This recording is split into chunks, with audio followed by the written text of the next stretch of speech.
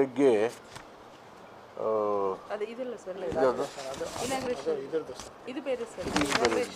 ಬೆಳಗ್ಗೆ ಉದ್ಘಾಟನೆ ಆಗಿದೆ. ಬೆಳಗ್ಗೆ ಇದಪ್ಪ 9:15 9:45 3ನೇ ತಾರೀಕು ವಿದ್ಯುಕ್ತವಾಗಿ ಉದ್ಘಾಟನೆ ಆಗುತ್ತೆ. ಹೇಳ್ತೀನಿ ಮೇಡಮ್, ನಾನು 45ಕ್ಕೆ ಕಾಲ ಸರಿ ಇದೆಯಾ? ಸರಿ ಇದೆಯಲ್ಲ? ನನಗೆ ಐಡಿಯಾ ಇಲ್ಲ. ಆಲ್ ಕಾಲ is very good for me and who believes in constitution and who trust our physiology, physics ಅರ್ಥ ಮೂವ್ ಆಗೋದು ಇದೆಲ್ಲ ಅದ್ರ ಫಿಸಿಕ್ಸ್ ಕರೆಕ್ಟ್ ಗೊತ್ತಿರೋರಿಗೆ ಇದು ಯಾರೂ ಅಡ್ಡ ಬರೋಲ್ಲ, ಬರ್ತೀವಿ. ಸೊ ಅದು ಒಂದು ಭಾಗ. ಅದಾದಮೇಲೆ ಎಂದಂತೆ ಎಲ್ಲ ಕುಸ್ತಿ, ಫಲಪುಷ್ಪ ಪ್ರದರ್ಶನ, ಕ್ರೀಡೆ, ಚಿತ್ರೋತ್ಸವ ಎಲ್ಲ ಕಾರ್ಯಕ್ರಮಗಳೂ ಆವತ್ತೇ ಎಲ್ಲ ಪ್ರಾರಂಭ ಆಗ್ತವೆ. ಎಕ್ಸಿಬಿಷನ್ನು ಪ್ರತಿಯೊಂದು ಕಾರ್ಯಕ್ರಮವೂ ಆವತ್ತೇ ನಡೀತವೆ. 3ನೇ ತಾರೀಕು ಸಂಜೆ 6 ಗಂಟೆಗೆ ಅರಮನೆ ಮುಂಭಾಗದ ವೇದಿಕೆಯಲ್ಲಿ ದಸರಾ ಸಾಂಸ್ಕೃತಿಕ ಕಾರ್ಯಕ್ರಮಕ್ಕೆ ಉದ್ಘಾಟನೆ ಆಗುತ್ತೆ. ಆವತ್ತು ಸಂಗೀತ ವಿದ್ವಾನ್ ಪ್ರಶಸ್ತಿಯನ್ನು ಕೂಡ ಕೊಡ್ತಾರೆ ಮುಖ್ಯಮಂತ್ರಿಗಳು.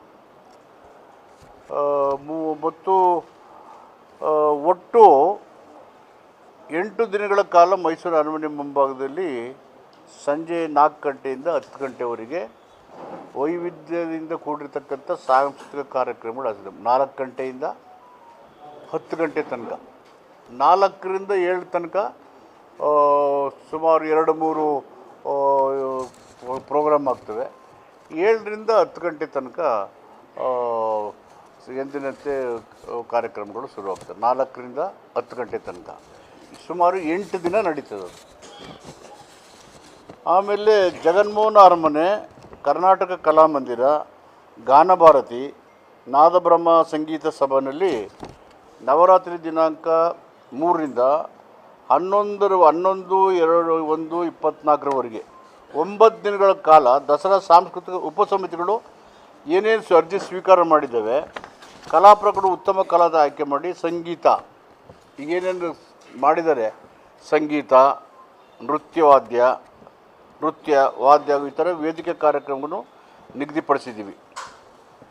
ಮತ್ತು ಚಿಕ್ಕಗಡಿಯಾರ, ನಂಜನಗೂಡು ಶ್ರೀಕಂಠೇಶ್ವರ ದೇವಸ್ಥಾನ ಆವರಣ, ಪುರಭವನ, ಕಿರುರಂಗ ಮಂದಿರ, ನಟನಾ ರಂಗಮಂದಿರ, ರಮಾ ಗೋವಿಂದ ರಂಗಮಂದಿರಗಳಲ್ಲಿ ಈ ಪೌರಾಣಿಕ, ಐತಿಹಾಸಿಕ, ಸಾಮಾಜಿಕ ಹಾಗೂ ರಂಗಗೀತೆಗಳ ಕಾರ್ಯಕ್ರಮಗಳು, ವೃತ್ತಿ ರಂಗಭೂಮಿ ಹಾಗೂ ಹವ್ಯಾಸಿ ಕಲಾವಿದರುಗಳಿಂದ ನಾಟಕ ಪ್ರದರ್ಶನ ಏರ್ಪಡಿಸಿದೆ. ಒಟ್ಟು 11 ವೇದಿಕೆಗಳಿಂದ 508 ಕಲಾ ತಂಡಗಳು, 508 ಕಲಾ ತಂಡಗಳು 6500 ಕಲಾವಿದರಿಗೆ ಅವಕಾಶ ಕೊಟ್ಟಿದ್ದೀವಿ.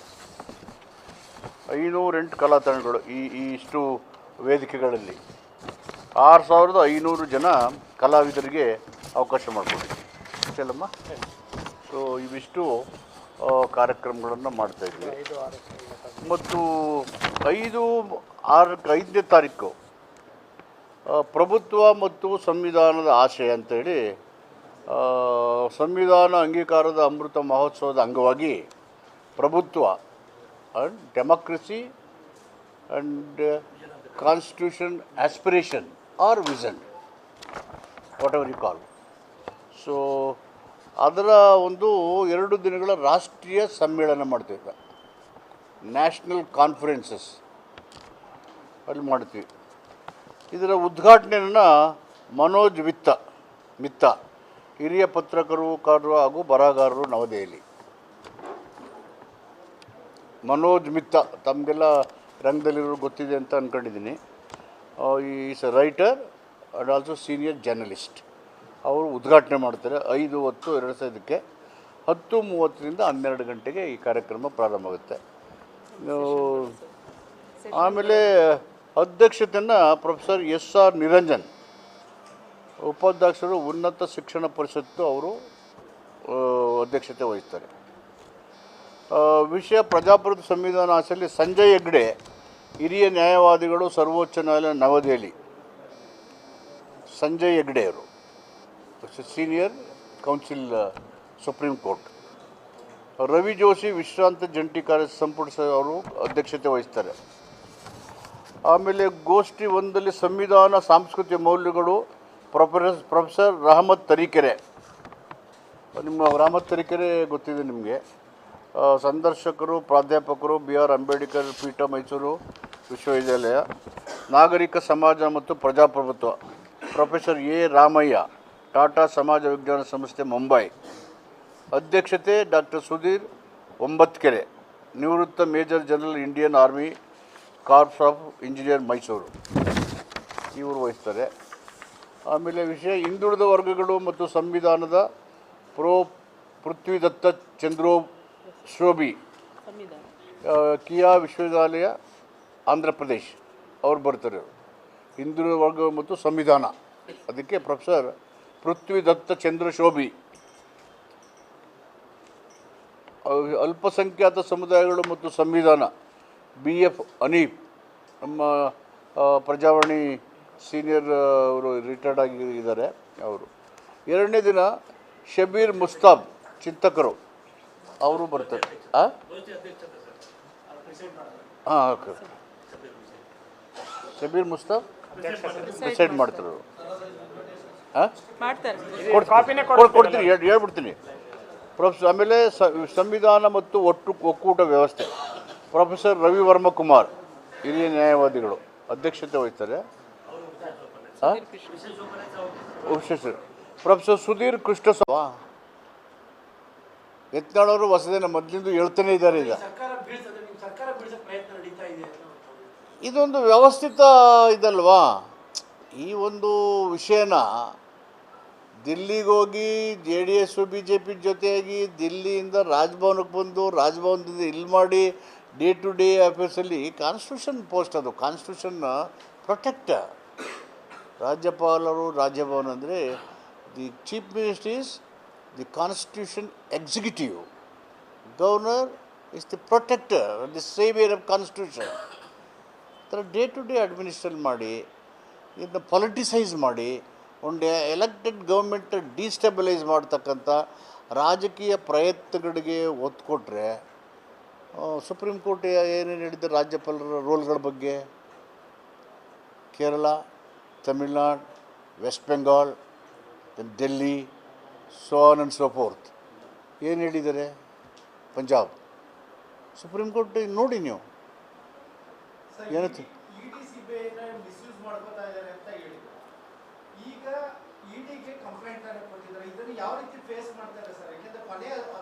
ನೋಡಿ. ಮೊನ್ನೆ ಒಂದು 4-5 ದಿನದ ಹಿಂದೆ Punjab and Haryana court high court ಹೇಳಿದ್ದಾವೆ better you should close ED.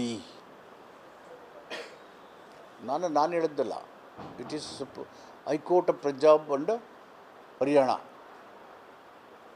Should close ED ಅಂತ ಹೇಳ್ತಾರೆ. ಈಗ ತಮಿಳುನಾಡು ಬಿಜೆಪಿ ಅವರ ಮೇಲೆ FIR ಇದೆ ಅಂತೀರಿ. ಅದು ಸಿದ್ದರಾಮಯ್ಯ ಅವರ ರಾಜೀನಾಮೆಗೆ ಯಾವ ಕಾರಣಕ್ಕೆ ಪಟ್ಟು ಹಿಡಿದಿದ್ದಾರೆ? ಬೇಗ ಓಡೋಗಿ ಅಧಿಕಾರ ಹಿಡ್ಕೋಬೇಕು. ಸಿದ್ದರಾಮಯ್ಯ ಹೋದರೆ ಅಲ್ಲಿ ಕುರ್ಚಿ ಸಿಕ್ಕೋದು. ಯಾರ್ಯಾರು ಆಸೆಗಣ್ಣಿನಿಂದ ನೋಡ್ತಾ ಇದ್ದಾರೆ ಅವ್ರಿಗೆ ಸಿದ್ದರಾಮಯ್ಯ ಪ್ರಡಂಬುತವಾಗಿ ಕೂತ್ಬಿಟ್ಟಿದ್ದಾರೆ.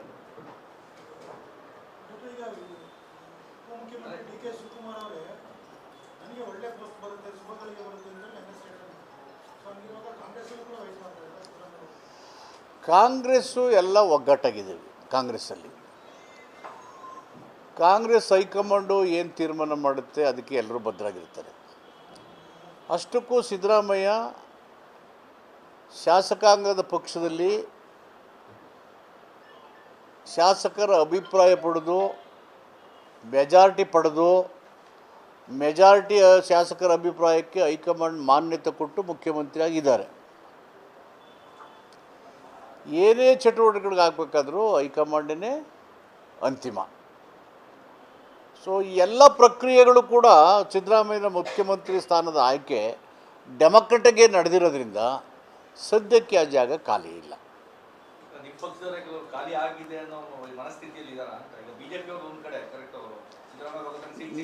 ನನಗೆ ಗೊತ್ತಿದ್ದಾಗೆ ನಮ್ಮ ಪಕ್ಷದವರು ಖಾಲಿ ಆಗುತ್ತೆ ಅಂತ ಯಾರು ಅನ್ನೋದಿಲ್ಲ.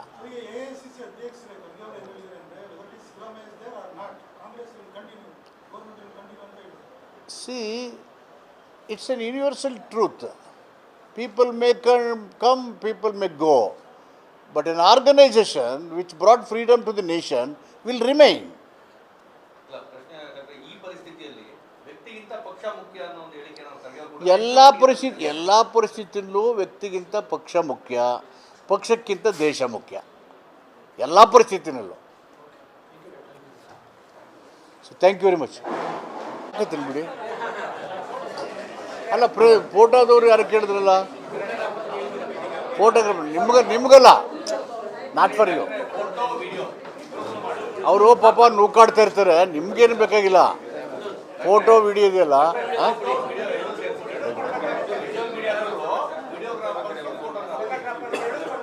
ಒಂದು ಎಷ್ಟಾಗಿದೆ ಗೋಪಾಲ ಜರ್ಕಿನ್ನು?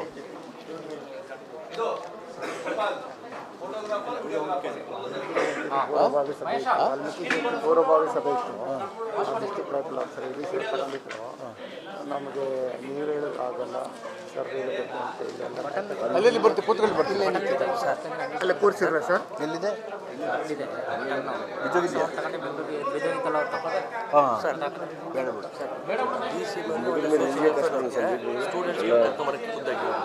ಎಲ್ಲಿಗೆ? ನಮ್ಮ ಕಾನ್ಫರೆನ್ಸ್ಗೆ ಎಲ್ಲ SC/ST ಹಾಸ್ಟೆಲ್ಗಳಲ್ಲಿ ಹೇಳೋದು ಬಿಡು. ಕರೆಕ್ಟಾಗಿ ನೀವಲ್ವಾ? ಅದು ಹೇಳ್ತೀನಿ ಬಿಡಿ, ಇನ್ಸ್ಟ್ರಕ್ಷನ್ ಕೊಡ್ತೀನಿ. ಅಟೆಂಡ್ ಮಾಡಿ. ಎಷ್ಟು ಒಳ್ಳೆ ಸಬ್ಜೆಕ್ಟ್. ಯಾವಾಗಲೂ ತುಂಬ ಎಷ್ಟು ಜನ ಹಿಡಿತದೆ ಅದು? ಸರ್ ನಮ್ಗೆ ಸೆನೆಟಲ್ಲಿ ಮಾಡ್ತಾ ಇರೋದು ನಾವು. ಎಷ್ಟು ಜನ ಇರ್ತದೆ? 750 ಜನ ಹಿಡಿತೀವಿ. ಎವ್ರಿಗೆ ಎಷ್ಟು ಜನ ಇರ್ಬೇಕು? ನಾನು ಪರ್ಸನಲ್ ಮಾನಿಟರ್ ಮಾಡ್ತೀನಿ, ನಾನು ಡೈಲಿ ಮಾತಾಡೀನಿ. ಸರಿ ಸರಿ ಸರ್, ಕೋಆರ್ಡಿನೇಟ್ ಮಾಡೋಣ.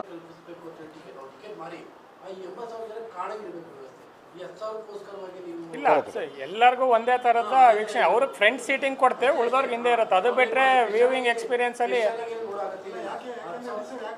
ಕರೆಕ್ಟ್.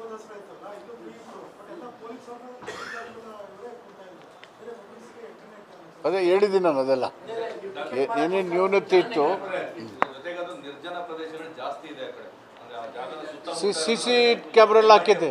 ಪೊಲೀಸ್ ವ್ಯವಸ್ಥೆ ಆಗಿಲ್ಲ. ಅದೇ ಸೆಕ್ಯೂರಿಟಿ ಮುಗಿದ ತಕ್ಷಣ ವಾಪಸ್ ಕಳಿಸುವಂತ ಕೆಲಸ ಕೊನೆ ಅಲ್ಲ. ಹೌದು, ವಾಪಸ್ ಕಳಿಸುವಂತ ಕೆಲಸ ವೆರಿ ವೆರಿ ಇಂಪಾರ್ಟೆಂಟ್. ಇಲ್ಲ ಅಂದ್ರೆ ಎಲ್ಲ ಅಲ್ಲೇ ಕೂತ್ಕೊಂಡು ಬೇರೆ ಬೇರೆ ಚಟುವಟಿಕೆಗಳ ತೊಡ್ಕೊಳ್ತಾರೆ.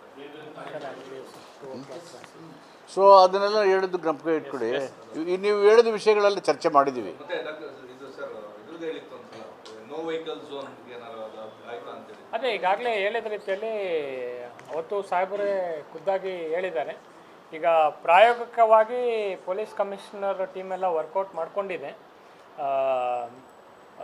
ದೇವರಾಜ್ ಅರ್ಸ್ ರೋಡು ಮತ್ತು ಪ್ಯಾಲೇಸ್ದು ಅರ್ಧ ಭಾಗ ಈಗ ಪ್ರಾಯೋಗಿಕವಾಗಿ ಫಸ್ಟ್ 3ನೇ ತಾರೀಕು ಮತ್ತು 4ನೇ ತಾರೀಕು ನೋ ವೆಹಿಕಲ್ ಝೋನ್ ಅಂತ ಮಾಡಿ ಎಕ್ಸ್ಪೆರಿಮೆಂಟಲ್ ಬೇಸಿಸ್ ಅಲ್ಲಿ ಸ್ಟಾರ್ಟ್ ಮಾಡ್ತಾ ಇದ್ದೇವೆ. ಮೇನ್ ಅರ್ಸ್ ರೋಡ್ ಡಿಮ್ಯಾಂಡ್ ಇತ್ತು.